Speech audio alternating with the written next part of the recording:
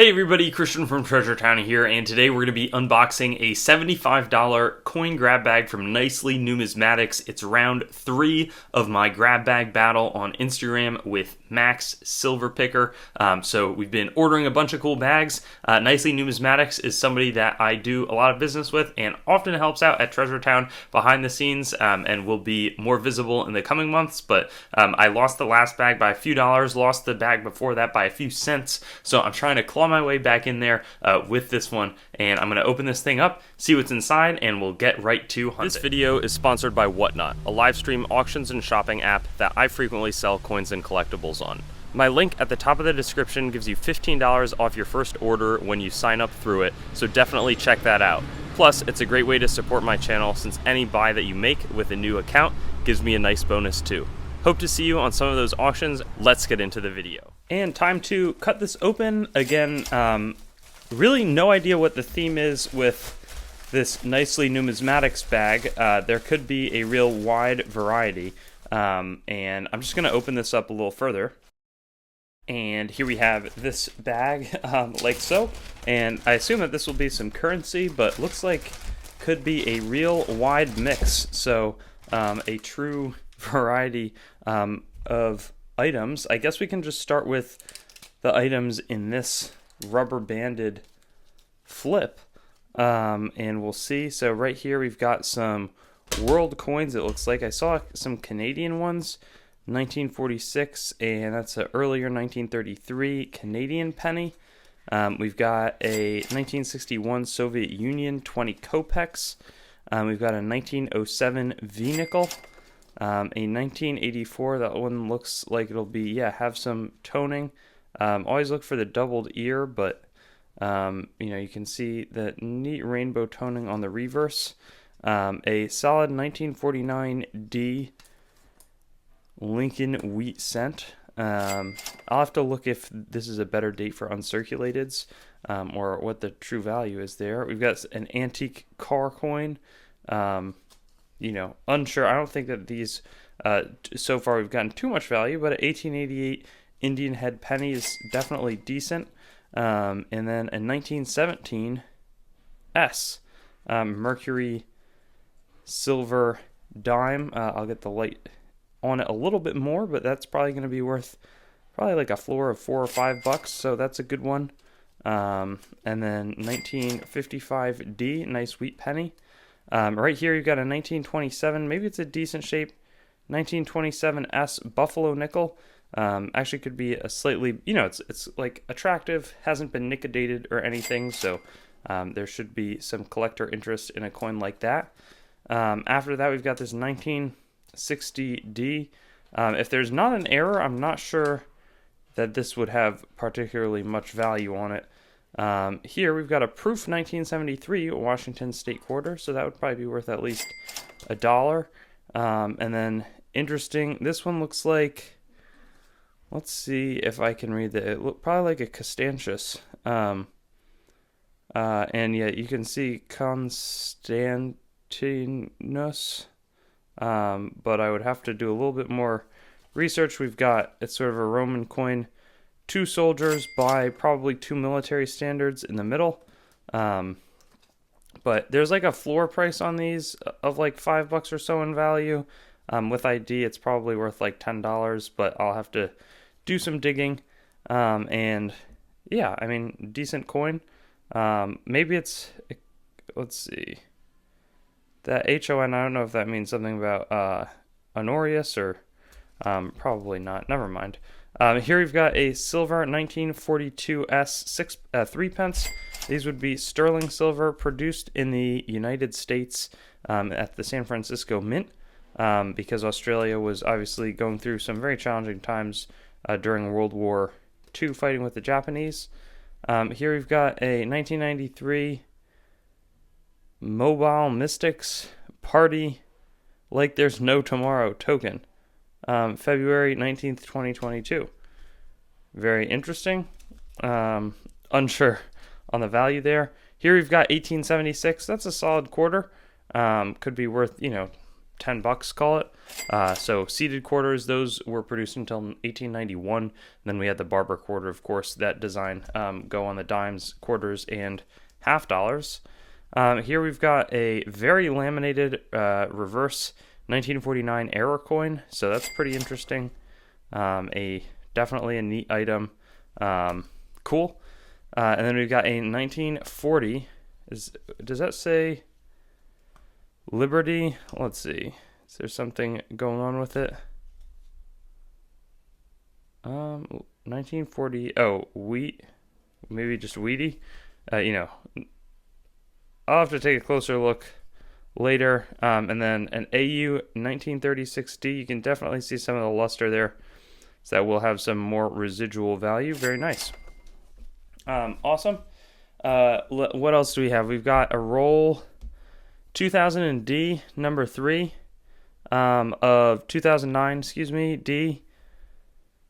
Uncirculated bicentennial pennies. Could look for varieties on these. So this would probably be sold sealed. But yeah, decent coin for sure, or group of coins, I should say. And then in here, we've got a 1959 D roll of pennies. Also could be some, some varieties left over in there. So those are probably worth at least like $5 each. This one, let's see, are those all wheat pennies? I'll have to take a closer look later. Right here, we've got the Randolph County Sheriff's Office, Alabama.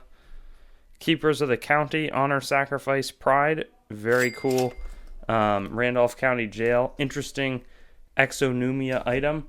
I kind of want to check and hunt these because I always enjoy hunting through wheat pennies and trying to look for good dates. I think given their circumstance, it would be less likely that we would find anything super high value because,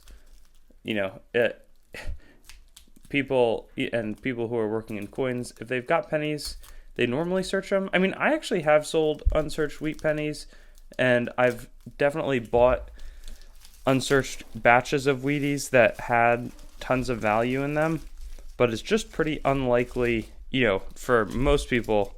I feel like even if it's not worth it on a time basis, people like to search for rare Wheaties.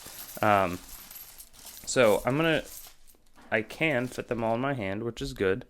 Very cool. And this is now a wheat penny hunt. So 1941. I feel like a value on these is like 5 cents a coin or so. I think that's like kind of the accepted value, though like retail, I mean, to pay $5 for a roll of wheat pennies at 10 cents a coin is very reasonable. I mean, maybe it's, maybe some people would pay $10. Like there's, I don't know, lots of ways to look at it, but it seems like mostly common dates so far. There we got a steel penny. These are made out of steel and plated with zinc. Of course, to conserve metals during the World War era, 1943. That one's in a little bit better condition. But, this reminds me, this is like old school, how to have a really fun time as a young coin collector, or earlier, I shouldn't say young, I should just say newer. That one might be a little bit older. It's 1946. Is like searching pennies. I would buy them, and looking back, they were definitely like all searched. The ones on eBay were never had any good stuff, but might have like a rare ender or something. Like it would be like a mercury dime on the end of the roll, and I would search through and see what I could come up with. Definitely was some very fun times looking back on it. I should do that. I don't know. I should do more eBay buying. But it seems like all of these are going to be common dates. I would guess that this batch is worth like, maybe if it's like 100 or so coins, call it maybe like $8 or maybe like $6, I would say. It looks to be about 100 coins, and then we'll see. This envelope feels close to full. Of course, I accidentally kind of ripped it. Well, we'll see what's inside. Ooh, Very interesting. We've got a group of, let's see. Well, actually, okay, this is sort of the first thing. 1989 uncirculated coin set. Very cool. This is a mint set. They would have the Denver and Philadelphia mints. I want to say that on the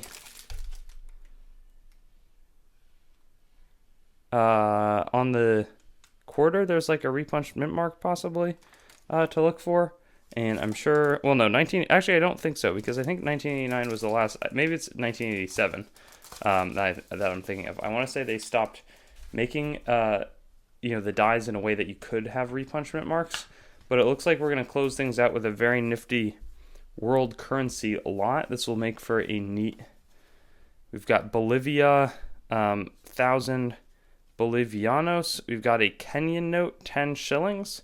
That's pretty cool. Very interesting. We've got this German 1 mark from 1944. So World War II era.